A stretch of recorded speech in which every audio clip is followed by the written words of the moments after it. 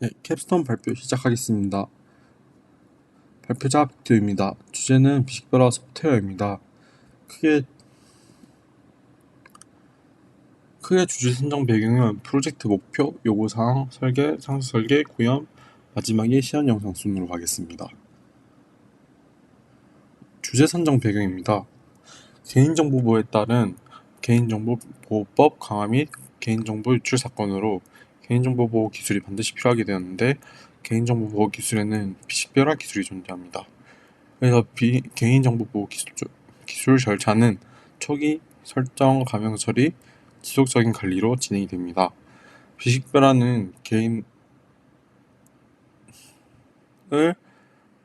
식별할 수 있는 정보를 제거하거나 변경하는 과정을 뜻합니다. 이로 인해 실제 개인을 식별하는 것이 어렵게 만듭니다.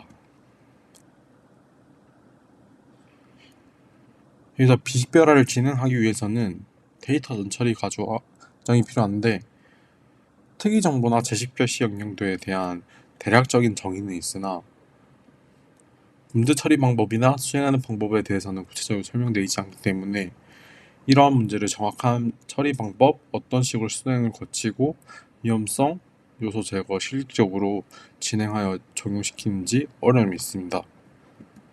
저는 이러한 문제점을 개선시키고자 프로젝트 목표를 잡았습니다.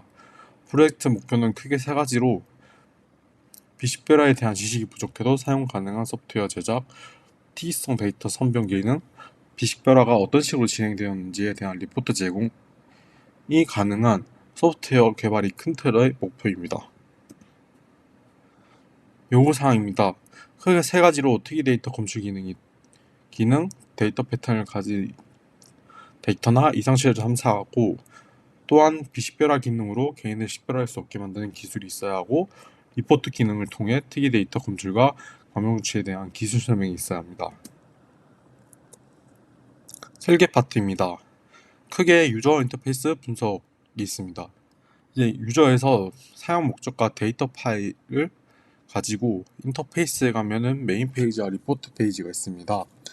그러면 이 수행 조건에서는 식별자 값, 사용자 수준 값, 데이터 값을 받아서 분석에 가서 사용 수준 알고리즘 등을 통해서 리포트 데이터 파일을 인터페이스에서 유저가 받아볼 수 있는 형식입니다. 이 수행 조건에서 사용할 데이터 컬럼 선택 및 고유 식별자 조건이 있었는데 여기서 식별자 선정, 준식별자 선정, 주로 사용할 데이터 컬럼을 나누게 됩니다. 여기서 식별자 선정 같은 경우는 고유의 특성을 나타내는 데이터이고 준식별자 같은 경우는 조합했을 때 식별이 가능한 데이터, 주로 사용할 데이터 컬럼에는 이제 데이터가 달라져서 주로 사용할 데이터를 최대한 살리기 위한 데이터를 말하는 겁니다.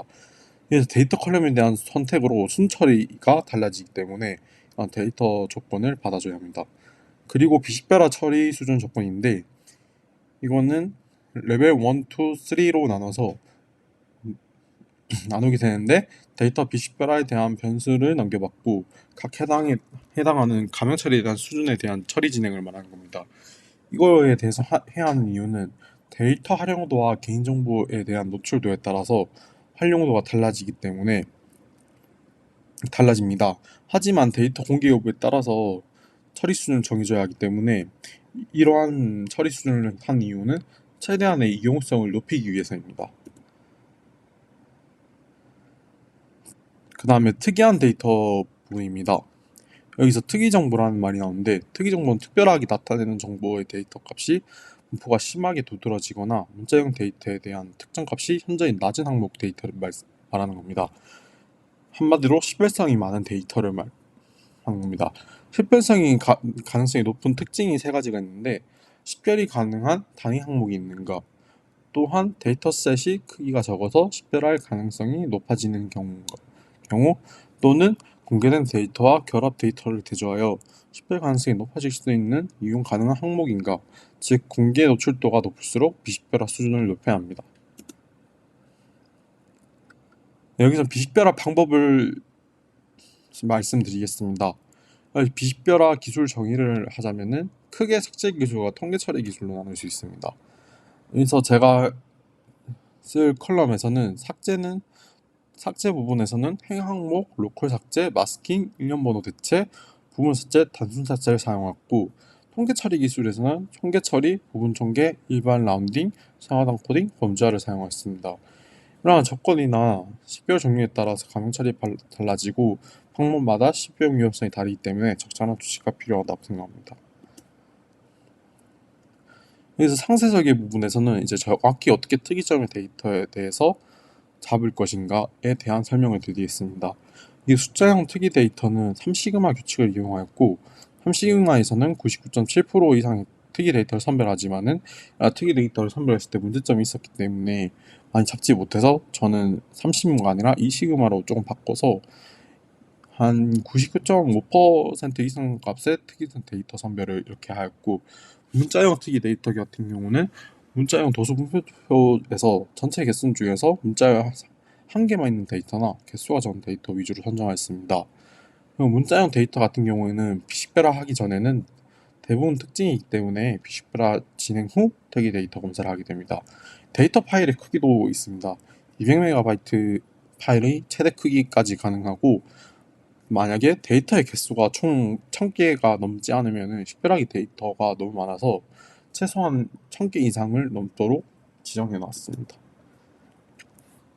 비식별화 처리 수준 상세 설계입니다. 레벨 1, 2, 3로 나누고, 여기서 레벨 1에서는 재식별 가능성과 데이터 활용도 처리 수준에 맞춰서 하는 건데, 이 처리 수준에 대한 수치는 식별 위험성 수치인 에어락슨 툴의 위험성 모델 알고리즘 기반으로 설정하였습니다. 여기서 재식별 기준 가능성 위험 퍼센트가 55에서 70이 되면은 레벨 1, 재식별 가능성 위험 퍼센트가 30에서 50으로 맞추면은 레벨 2, 재식별 가능성 기준 위험 퍼센트가 30% 이하이면은 이하로 맞추어 처리 수준의 데이터 활용도를 설정하는 식으로 설계하였습니다. 상세 설계입니다. 처리 수준에 따른 비식별화 기술인데, 여기서는 특이점이 있는 데이터 비식별화 기술에서 대해서 조금 말씀드리겠습니다. 고유 숫자일바이면서 특이점 데이터가 있는 경우에는 삭제 기술을 채용하고, 중식별자이면서 숫자형 데이터이면 사동 코딩으로 특이 데이터를 범죄시켜줍니다. 중식별자이면서 통계체를 통한 비식별화 기술은 라운딩이나 범죄형일 경우 각 해당 대표값들의 처리 수준에 따라 달라지거나, 이제 대표값 1은 20, 2는 10, 레벨 3는 5값으로 가지고 라운딩 범주화를 지정합니다. 준식별자이면서 삭제 통한 비식별화 기술에서는 보통 마스킹이나 삭제를 하고 처리 수준이 높아질수록 일련 번호 대체나 마스킹 순으로 대체하였습니다. 밑에는 이제 데이터를 최소한 살려야 하는 비식별화 기술인데, 값을 크게 훼손하진 수준에서 비식별화를 진행하였고, 라운딩에 대한 최소 조치는 소수점 없애주는 걸 최대 비식별화 정도로 잡았습니다. 구현 부분입니다.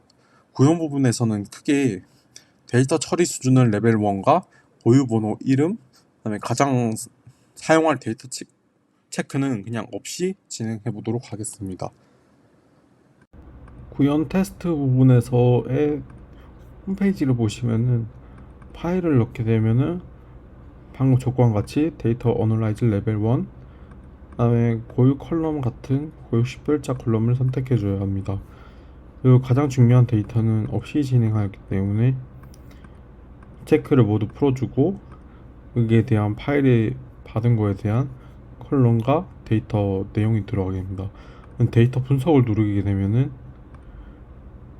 되고, 리포트 리스트에 들어가게 되면은 리포트 데이터 분석 리포트가 나오게 되고, 여기에는 각 처리 방법, 처리 수준, 개인적 유형이나 항목명에 대한 리포트 순서가 나오게 되고, 특이 데이터 리포트에서도 이러한 나이 컬럼의 연체에 대한 아웃라이너, 특이성 데이터에 대한 것을 설명해주고, 비식별화 결과 데이터에 대한 마스킹과 직업, 성별, 나이, 연봉, 주소에 대한 범주화 또는 라운딩에 대한 설명을 데이터 컬럼을 보실 수 있습니다.